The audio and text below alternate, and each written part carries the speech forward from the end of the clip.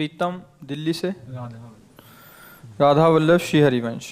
गुरुदेव, आपके चरणों में कोटि कोटि प्रणाम। गुरुदेव, यदि किसी व्यक्ति की मृत्यु हो जाती है तो उसका अगला जन्म हो जाता है या अपने कर्मानुसार किसी लोक को जाता है, तो महाराज जी फिर पितृ बनकर कैसे आते हैं? अगर कोई गलती हो जाए तो पितृ परेशान करते हैं, ये कैसे संभव है गुरुदेव? आप ये समझो, आप पितृ नाम दो, भूत नाम दो, कुछ भी नाम दो, अभी जो इनको बताया वो कर्म ही होता है। हमारा कर्म ही होता है, कोई हमको परेशान नहीं कर सकता।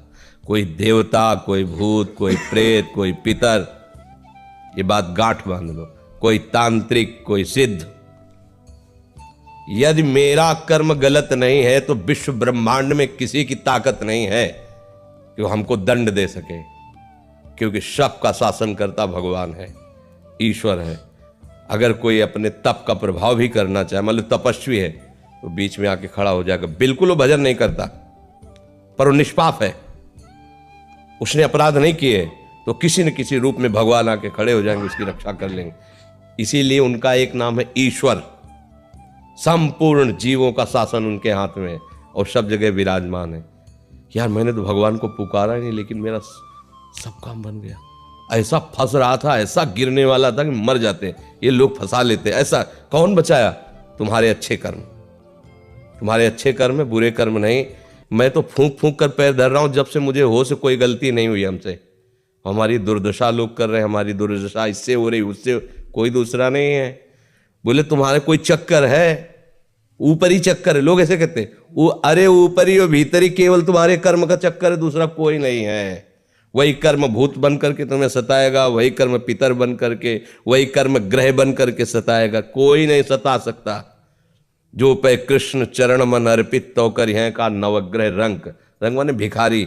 ये भिखारी नवग्रह तुम्हारा बाल बांका भी नहीं कर सकते यदि कृष्ण चरणारविंद में चित्त लगाए हो। और सब ग्रह तुम्हारे अनुकूल है और प्रभु से तुम विमुख हो तो कोई तुम्हारी रक्षा नहीं कर सकता। तुम्हारे कर्म तुम्हें नष्ट कर देंगे। ये सिद्धांत सबकी समझ में नहीं आता है। अगर समझ में आ जाए तो भूल जाओ कि कोई पितर है, कोई भूत है, कोई प्रेत है। वही है, वही, दूसरा कोई नहीं है। वही तुम्हें दंड देने के लिए कभी भूत बन जाते हैं, कभी मृत्यु बन जाते हैं, कभी नाना प्रकार की घटनाएं बन जाते हैं। और इसीलिए उनका भजन करोगे तो असली रूप में आपको मिलेंगे। प्रेमानंद स्वरूप, महान सौंदर्य समुद्र, करुणा समुद्र। वही नहीं कहते, जो विमुख है, अधर्म आचरण करता है, उसके लिए मैं काल रूप भयंकर हूं। भगवान ही कह रहे, मैं उसके लिए भयंकर रूप हूं। देखो, भगवान का ही एकमात्र स्वतंत्र साम्राज्य है। वही बनने वाले, वही बनाने वाले हैं। बस सावधान होकर उनका भजन करो, कोई कुछ नहीं कर सकता। जब आप मान्यता करोगे कि पितर हैं, भूत हैं, तो उस रूप में मिल जाएंगे। जाकी रही भावना जैसी, वो आप बिल्कुल मान्यता हटा दो कि जो भी नाम रूप है हमारे प्रभु के ही हैं। हाँ, जो हमसे गलती हुई वो हम गलत हैं, हमसे पाप हुआ, हमसे अपराध हुआ, पर स्वामी हे नाथ आप कृपा करके क्षमा करो। कोई कुछ सता नहीं। देखो, किसी का अटैक जो होता है ना, हमारे तन पर होता है, हमारे मन पर होता है। देखो ना, मतलब कोई एक्सीडेंट हुआ तो तन पर हुआ। कोई ऊपरी चक्कर जिसे कहा जाता है वो मन पर होता है। भूतावेश, कोई भी आवेश मन पर। तो ये तन मन जब तक तुम अहंकार में हो तभी तक पीड़ा दे सकते हैं। अगर भगवान को समर्पित कर दिए, अब किसी की ताकत है? भगवान के समर्पित तन और मन को कोई घसीट कर ले जाए, ऐसा हो सकता? इतना वीर कोई पैदा हुआ है क्या? बस एक बात समझ लो, भगवान के आश्रित हो जाओ। वही भगवान ने गीता जी में कहा, पितरों को पूजने वाले पितर लोग को जाते हैं, भूतों को पूजने वाले भूतों को प्राप्त होते हैं, और मेरा भजन करने वाले मेरे को प्राप्त होते हैं। वही पितर बने, वही भूत बने, आप जिस भावना से उनको भजोगे वैसे ही आपको मिल जाएंगे। वही सब अपना विस्तार किए हुए हैं। ये बात समझ में आ जाएगी तो फिर बात, कोई परेशानी नहीं है। देखो, गंगा किनारे जब हम भ्रमण करते थे तो अब तो नियम लग गया है कि आप लाश फेंक नहीं सकते। नहीं तो गांव के लोग जो है वहाँ जलाते नहीं थे। अब 10 कोस से आ रहे हैं 100 रखे हुए, कहाँ वहाँ लकड़ियों का। ऐसे ही गंगा नहाया और बालू बांधियो, गंगा में सकला दिया, तो सैकड़ों लाशें कुत्ते किनारे खाते थे, चीत चीत के खा रहे हैं। स्मशान है। कहीं हमको आज तक कोई परेशानी नहीं है।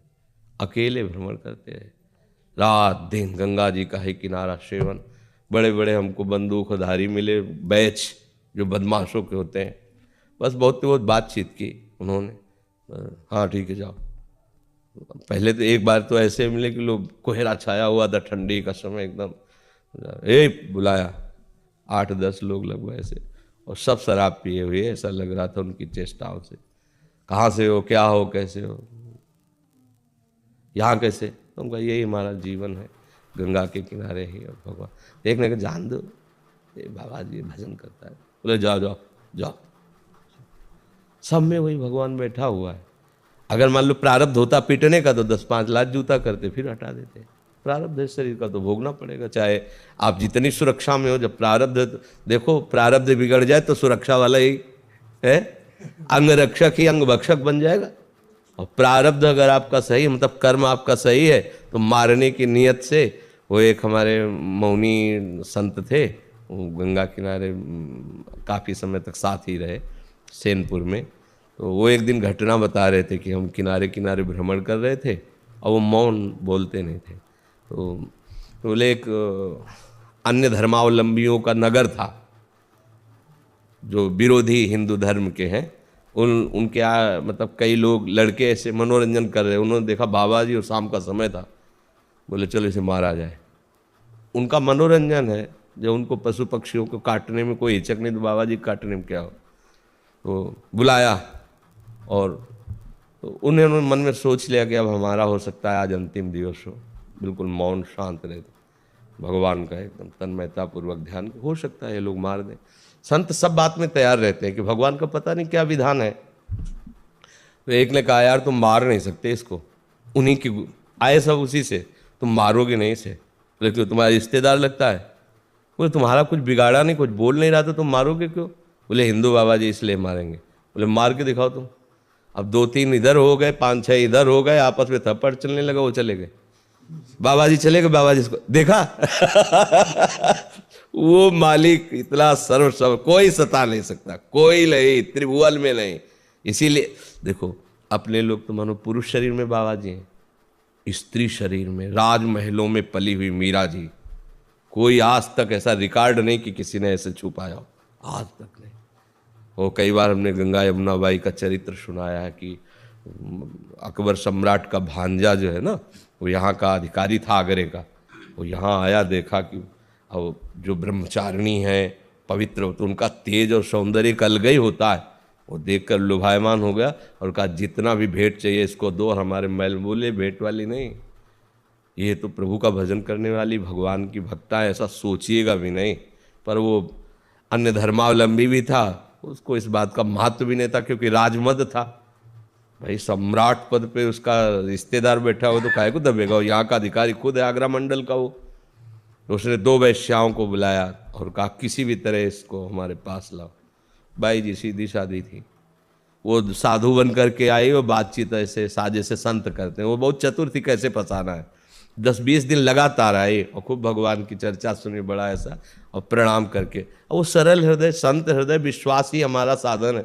हम लोग थोड़ी संशय करते हैं कि पता नहीं छल कर रहा है कि आप हाथ जोड़े तो लगा भगवान का निज जन है। वैसे ही 2 दिन फिर नहीं आई, तीसरे दिन फिर आई, तो स्वभाव बनता है कि भाई 2 दिन आप बीमार थी क्या, क्यों नहीं? तो उनका हमारे यहाँ बहुत बड़े संत आए हैं, उनकी सेवा में हमारी तो इच्छा है आप भी दर्शन करें। तो उनका नहीं, हमारे तो वृंदावन में प्रभु के दर्शन हमें के, बोले नहीं हमारी इच्छा है एक बार उन संत के तो उन्हें लगा कि चलो भाई संत दर्शन की कहे तो मथुरा कोई दूर थोड़ी है, चलो भाई कराती है, सखी है, रोज सत्संग में आती है हमसे।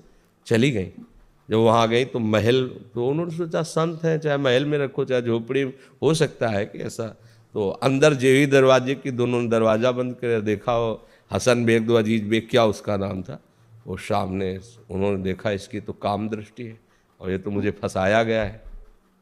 उनका दूर रहना, एक कदम भी आगे मत बढ़ना, इसी में तुम्हारा मंगल है, हम तुम्हारा मंगल चाहती हैं।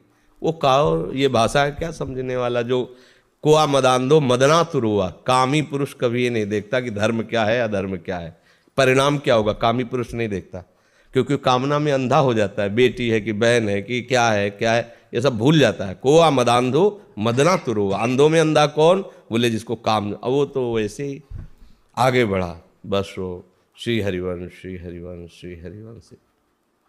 आंख मूंद करके प्रभु का भयंकर सिंह प्रकट हो गया उसी बीच में।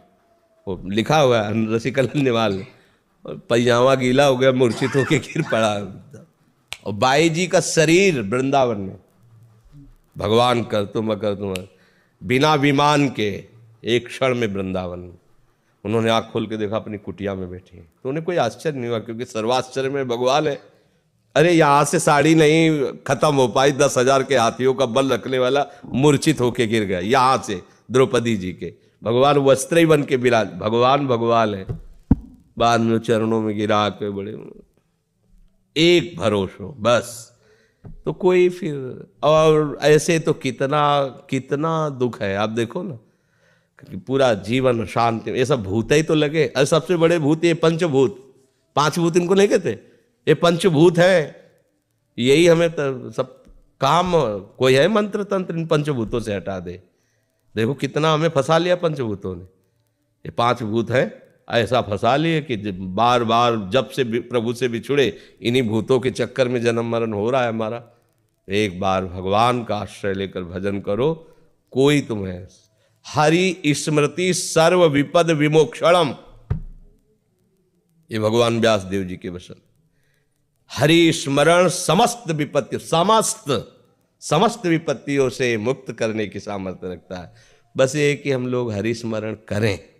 राधा राधा राधा राधा, राधे श्याम राधा वल्लभ श्री हरिवंश, राधा वल्लभ। इसी से मंगल है जी।